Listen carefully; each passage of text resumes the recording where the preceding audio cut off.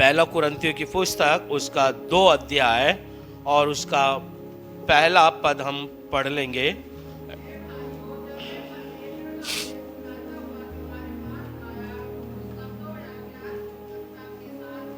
हाँ, तो यहाँ पर मैं आपको बताना चाहता हूँ, जो परमेश्वर का दास पौलुस संत है, वो प्रभु यीशु मसीह के किस प्रकार है ना संदेश दे रहा है और किस प्रकार वो परमेश्वर का वचन को बता रहा है, संदेश दे रहा है। और वो कह रहा है, जैसा लिखा है कि हे भाइयों, जब मैं परमेश्वर का भेद सुनाता हुआ तुम्हारे पास आया था तो शब्दों और या ज्ञान की उत्तमता के साथ नहीं आया। तो हम देखते हैं आज इंसान के पास बहुत सारे शब्द है, ठीक है, अगर उनको यहाँ पर बोलने के लिए खड़े कर दे तो वो सुबह से लेकर शाम तक बोलते रहेंगे, बोलते रहेंगे, बोलते रहेंगे, कभी नहीं थकेंगे, ठीक है। लेकिन उन शब्दों के अंदर, ठीक है, ऐसी कोई भी सामर्थ्य नहीं होगी, उन शब्दों के अंदर ऐसी कोई शक्ति नहीं होगी, उनके उन ज्ञान उनके जो ज्ञान है, संसारिक ज्ञान, उस ज्ञान से कोई भी फायदा नहीं होगा।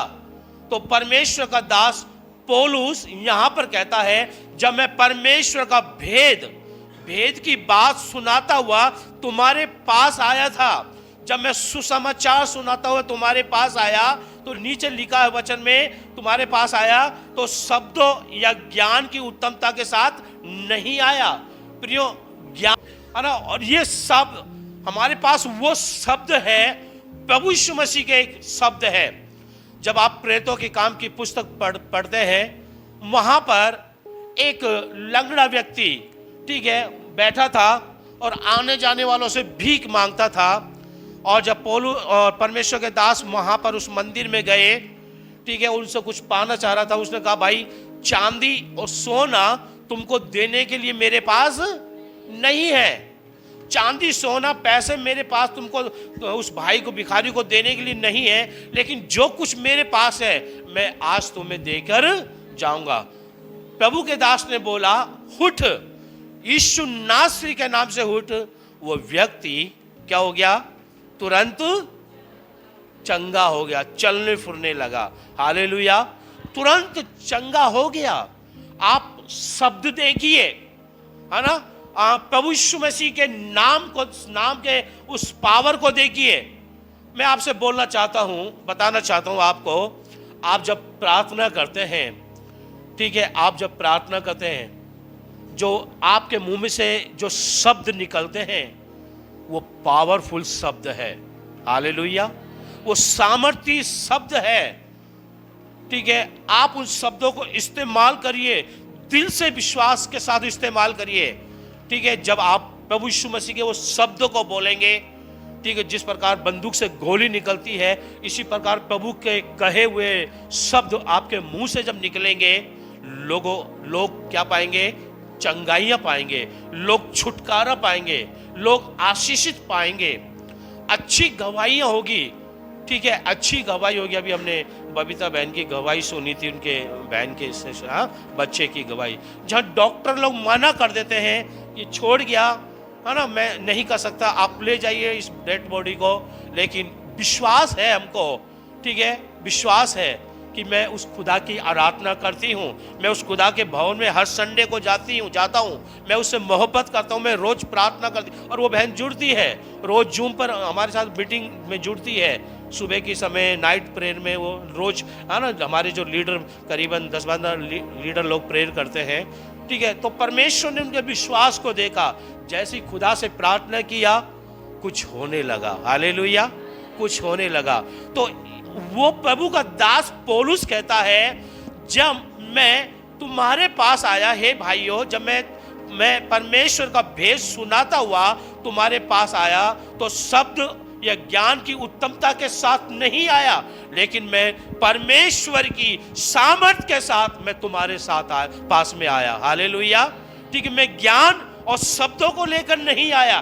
ज्ञान और शब्द एक छोटे से बच्चे के पास भी है, आपके पास भी बहुत सारा ज्ञान है, आपके जबान में भी संसारिक बहुत सारे शब्द भरे होंगे, ठीक है, शब्द भरे होंगे, लेकिन आपके पास उससे भी बढ़कर भयंकर परमेश्वर यीशु का शब्द है। हालेलुया। जो शब्द मारता है, जो शब्द जिलाता है, जो शब्द लोगों को चंगाई और छुटकारा देता है। हालेलुया। आप पढ़िए दूसरा पद हम पढ़ेंगे। दूसरा पद पढ़िए।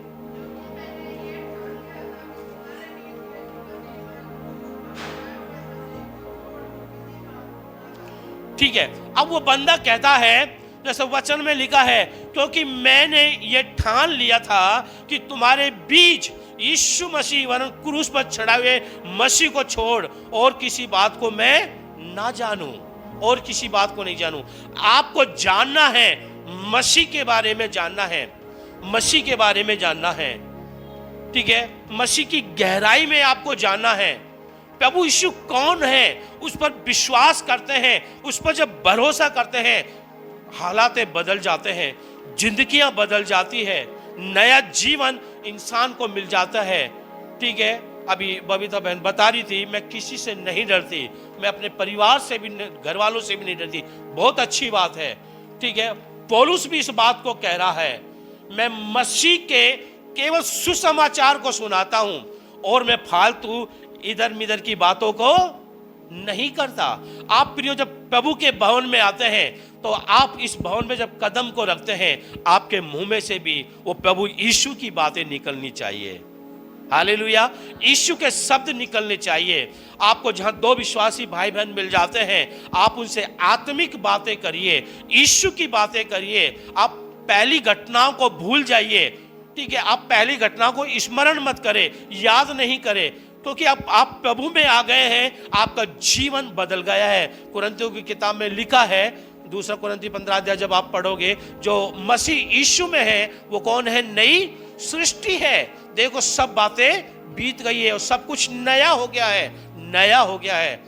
ठीक है, तो आपके जीवन में हर दिन नया होना चाहिए, हर दिन नया होना चाहिए। तो दूसरा पद में हमने देखा कि तुम्हारे बीच यीशु मसीह का वरन जो क्रूस पर चढ़ाए हुए मसीह को छोड़ और किसी के विषय की बात मैं ना जानूं। मैं उस मसीह के बारे में जानना चाहता हूं, उस क्रूस के बारे में जानना चाहता हूं। वो क्रूस क्या है? जैसे ये क्रूस लग रहा है, ये क्रूस लग रहा है। ठीक है, अब बहुत लोग समझते नहीं है, बहुत लोग फैशन की तौर से आजकल गले में पहनते हैं लॉकेट, है ना। आपको जितने भी फिल्मी हीरो मिलेंगे, आप देखना, कभी आपने मूवी देखी होगी, पिक्चर देखे होंगे, ठीक है, ज़्यादा करके ये क्रूस लॉकेट मिलेगा आपको, है ना। लेकिन इस क्रूस वो क्रूस है जहाँ से हमको इस क्रूस के तले आना है, इस क्रूस के जड़ में आना है। ये वो क्रूस है जहाँ पूरी दुनिया के सामने प्रभु यीशु मसीह प्रियो आज से 2000 साल पहले मानव जाति के सामने क्या हुआ? वो बलिदान हुआ, अपने आप को बलिदान उसने किया, जीवित बलिदान उसने चढ़ाया। आज लोग, ठीक है, बलिदान कर रहे हैं, लेकिन वो मृत बलिदान कर रहे हैं, भोग विलास कर रहे हैं, गूंगी मूर्ति फोटो उनके पीछे कर रहे हैं। लेकिन इस खुदा ने, प्रभु यीशु मसीह ने क्रूस पर जीवित बलिदान दिया है अपने आप को। उनको कोई मारने वाला नहीं था, उनको खूब मारा गया, खूब उनको, है ना, भाला चलाया गया, सर पर कांटों का मुकुट लगा दिया, हाथ पैरों में मोटी मोटी करीबन 9-9 इंची की कीलें ठोक दी सरिये जैसी। ठीक है, उसके बावजूद भी वो बंदा नहीं मरा। आज हमारे एक छोटा सा कांटा सुई चुभ जाए, कितना दर्द, हमसे चला नहीं जाता, पैर नहीं टेका जाता, ठीक है, हाथ से कुछ चीज उठा नहीं पाते। ये उस क्रूस के बारे में परमेश्वर का दास पौलुस बता रहा है। ठीक है, ये वो क्रूस है, इस क्रूस पर से प्रभु यीशु मसीह ने मानव जाति के पाप को अपने ऊपर उठा लिया। ये वो क्रूस है जहां से लोगों को नया जीवन दिया। ये वो क्रूस है जो अपने आप को उसने रक्त अपने जीवन निकाल दिया, लहू भाया, उस लहू से मुझे और आपको खरीदा है। तो हमें भी इस क्रूस के थले आना है, इस क्रूस के पास में आना है और लोगों को इस क्रूस के निकट लेकर आना है। तो परमेश्वर का दास पौलुस दूसरी पद में यही कहता है, क्योंकि मैंने ये ठान लिया था कि तुम्हारे बीच यीशु मसीह वरन क्रूस पर चढ़ाए हुए मसीह को छोड़ और किसी बात को मैं ना जानूं, और किसी बात को ना जानूं। अब आपको मसीह के बारे में जानने की जरूरत है। मसीह के बारे में जानने की जरूरत है, उस त्रिएक तो परमेश्वर के बारे में जानने की जरूरत है, आपको पिता के बारे में जानने की जरूरत है, उसका पुत्र यीशु मसीह के बारे में जानने की जरूरत है, आपको पवित्र आत्मा होली स्पिरिट के बारे में जानने की जरूरत है। और त्रिएक तो परमेश्वर है प्रभु यीशु मसीह, उसके बारे में आप जानिए, उसके बारे में आप जानिए। क्रूस लॉकेट गले में पहनने से कुछ नहीं होता, उस क्रूस की ओर तागे, उस क्रूस की ओर ध्यान दीजिए। प्रभु उस क्रूस के ऊपर तूने मेरे लिए दुख उठाया, उस क्रूस के ऊपर तूने मेरे पापों को उठा लिया, उस क्रूस के ऊपर अपने आप को तूने जीवित बलिदान चढ़ा दिया, जिंदा लहू बहा दिया। ठीक है, मैं तेरा प्रभु धन्यवाद देता हूं। तो पौलुस उस क्रूस के बारे में कह रहा है, मैं केवल उस क्रूस के बारे में, ठीक है, आपको बता रहा हूं। जैसे वो प्रभु का दास कहता है कि जो अभी हमने पढ़ा, किसी और बात को ना जानूं, केवल प्रभु को मैं जानना चाहता हूं, प्रभु को जानना चाहता हूं, उस क्रूस की गहराई में मैं जानना चाहता हूं। फिर जिस दिन हमने उस क्रूस उठाना सीख गए, हमारा बेड़ा पार हो जाएगा। हालेलुया। प्रभु यीशु मसीह ने पूरी संसार का क्रूस उसने अपने ऊपर उठा लिया, बोझ उठा लिया। अब हमारा समय है, अब हमारी बारी है, अब हम उस क्रूस को उठाएं और प्रभु के पीछे पीछे हो ले, प्रभु के पीछे पीछे हो ले। क्रूस का मतलब होता है प्रभु की बातों को मानना, प्रभु के बोझ को उठाना, हर दिन प्रार्थना करना, हर दिन संगति करना, हर दिन बाइबल पढ़ना, उपवास करना, प्रभु से मोहब्बत करना, प्रेम करना, प्रभु के लिए जान देने के लिए भी तैयार रहे, वो है क्रूस। हालेलुया। यीशु मसीह ने भी तो यही क्रूस पर करा। ठीक है, वो बंदा क्रूस पर चढ़ गया, जान तक उसकी चलेगी, उसे फिक्र नहीं थी, उसको पता था मैं तीसरे दिन जी उठूंगा, इसलिए वो अपने प्राणों की चिंता नहीं करता। तो वो परमेश्वर का जो दास है पौलुस, वो यही हमें सिखा रहा है कि मसीह को छोड़ और किसी बात को मैं ना जानूं। आप जब परमेश्वर के भवन में आते हैं, आप जानिए, पूछिए, आप जो पुराने लोग हैं उनसे पूछिए, उनके पास जाइए। ठीक है, प्रभु यीशु के बारे में और भी जानकारी आप लीजिए। आपके पास बाइबल है, आप उसे, सबसे बड़ा जो हथियार है बाइबल है, आप उसको पढ़िए, उसके बारे में सब कुछ लिखा है, पूरी प्रभु की जानकारी लिखी है, पिता की जानकारी उसमें है, जिस पिता ने आकाश सृष्टि को बनाया उसकी जानकारी उसमें है, पुत्र की जानकारी उसमें है, जो आज से 2000 साल पहले मनुष्य का रूप लेकर एक कंवारी से, मरियम के द्वारा वो इस दुनिया में आया, उसके बारे में जानकारी है। ठीक है, बाइबल के अंदर पवित्र आत्मा के बारे में बाइबल में लिखा है। आप इन चीजों को जानिए। कितने लोगों के पास बाइबल नहीं है? हाथ उठाए। बाइबल कितने लोगों के पास नहीं है? और सबके पास बाइबल है? आप ले जाइए। ठीक है, बाहर में सुबह हम टेबल पर, ठीक है, हम किताबों को रखते हैं, जो ये धर्मशास्त्र है। जो नए लोग आते हैं, जो अभी जिनको 6 महीने हुए, 2 महीने हुए हैं, ठीक है, आप वो फ्री है, वो जिसमें भजन संहिता, नीति वचन भी उसमें लिखी है। ठीक है, हम उसका पैसे नहीं लेते, और ये पूरी, जब आप उसको पढ़ लेंगे, आप इस धर्म ग्रंथ को आप ले सकते हैं। हमारे पास ये परमेश्वर का वचन होना बहुत जरूरी है। ठीक है, मैं कई बार देखता हूँ, बुरा मत मानना, है ना, जो बाप बेटे आते हैं, माँ बेटी आती है, एक ही बाइबल को चेंज कर लेते हैं। ठीक है, आप ले जाइए, कोई बात नहीं है। आपके पास पैसे नहीं है, 10 साल बाद, 5 साल बाद दे देना।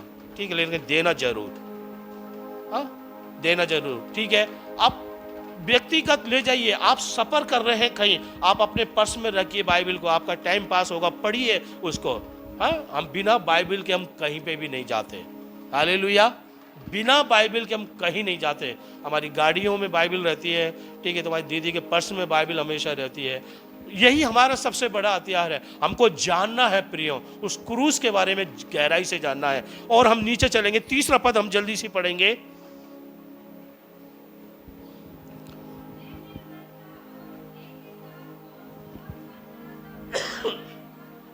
हाँ, अब वो कहता है, मैं निर्बलता और भय के साथ और बहुत थरथराता हुआ तुम्हारे साथ रहा।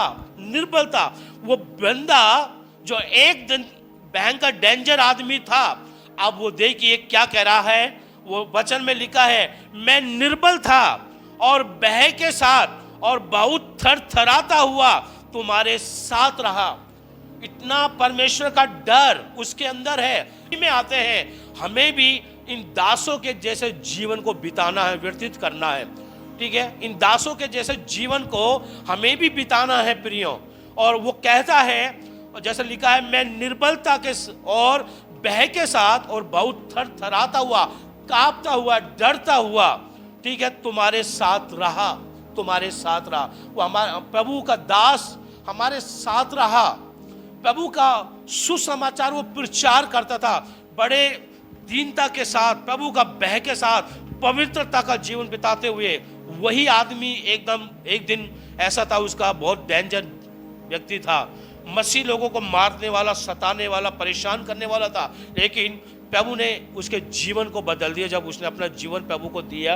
प्रभु यीशु मसीह ने उसे एक दिन चलते चलते बातें करी, दर्शन दिया। उस दर्शन को लेकर वो बंदा पीछे चल दिया प्रभु। और उसके बाद हम यहाँ पर देखते हैं जो सबसे इम्पोर्टेंट वचन है, हम उसकी तरफ आएंगे।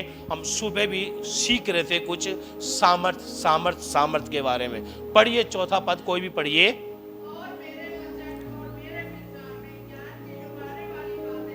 हाँ, ठीक है। अब वो बंदा कहता है, जब मैं प्रचार करता था, जब मैं प्रार्थना करता था, ठीक है, तो मैं वो ज्ञान और वो शब्दों के द्वारा नहीं, लेकिन क्या कहता है वो, और मेरे वचन और मेरे प्रचार में ज्ञान की लुभावने वाली बातें नहीं होती थी। आज बहुत सारे आबा बाबा पैदा हो रहे हैं, है ना, मीठे मीठे ज्ञान देते हैं, मीठे मीठे ज्ञान देते हैं, है ना, थोड़े बहुत दिन उनका ज्ञान रहता है, बाद में उनका न्याय ऊपर वाला ही करता है, पकड़े जाते हैं। ठीक, और लोग ज्ञानों में फंस जाते हैं। ठीक है, जो कोई भी काम का उनका ज्ञान नहीं है संसार में, ठीक है, कोई भी काम का ज्ञान नहीं है। वो पौलुस उन ज्ञान को, उस शब्दों को एक जगह कर रहा है, इकट्ठा कर रहा है। और उसके बाद वो तीसरा जो ज्ञान दे रहा है वो परमेश्वर की सामर्थ है। जो क्या लिखा है वचन में, लिखा है, और मेरे वचन और मेरे प्रचार, मेरे वचन और मेरे प्रचार में ज्ञान की ऐसी कोई लुभावने वाली बातें नहीं, परंतु आत्मा और सामर्थ का प्रमाण था। हालेलुया। जब मैं प्रचार करता था, ठीक है, जब मैं वचन बांटता था, तो बुद्ध ज्ञान से नहीं, शब्दों से नहीं, फोरफुलटी नहीं करता, परमेश्वर की सामर्थ में भरकर मैं प्रचार करता था। प्रभु का अभिषेक में मैं बोलता था, सामर्थ को प्राप्त कर कर मैं लोगों को चंगाइयां देता था, लोगों को मैं छुटकारा देता था। तो प्रियो, उस सामर्थ को जानना है इस क्रूस के पास जब हम आएंगे, और यह प्रार्थना करिए, प्रभु मुझे तेरी वो सामर्थ चाहिए। प्रभु की सामर्थ के आगे दुनिया की कोई शक्ति टिक नहीं सकती, कोई बीमारी रुक नहीं सकती, कोई अलाय बलाय उसके सामने, सामर्थ के सामने टिक नहीं सकता। हालेलुया। वो ऐसी सामर्थ है, परमेश्वर की सामर्थ। तो वो कहता है, प्रभु का दास कहता है कि परंतु आत्मा और सामर्थ का प्रमाण था। ठीक है, मैं साथ साथ प्रमाण देता था। जब मैं आत्मा में बोलता था, आत्मा में प्रार्थना करता था, सामर्थ में मैं प्रार्थना करता था, तो चमत्कार की लाइन लग जाती थी, चमत्कारों की लाइन लग जाती थी। क्या हमारे पास वो सामर्थ है? प्रियो, उस खुदा की सामर्थ को प्राप्त करिए। छोड़ दीजिए फालतू बातें, छोड़ दीजिए संसार का ज्ञान, उनकी तरफ ध्यान मत लगाइए, मन मत लगाइए। फालतू बकबक करने से अच्छा है प्रभु के नाम ले। जितना प्रभु यीशु मसीह का नाम आपके मुंह में से निकलेगा, उसके शब्द निकलेंगे, उतना आशीष परमेश्वर आपको देगा, और आशीष का कारण आप दूसरों के लिए बनते जाओगे, दूसरों के लिए बनते जाओगे। और उसके बाद लिखा है इसलिए कि तुम्हारा विश्वास मनुष्यों के ज्ञान पर नहीं, परंतु परमेश्वर की सामर्थ पर निर्भर हो। हालेलुया।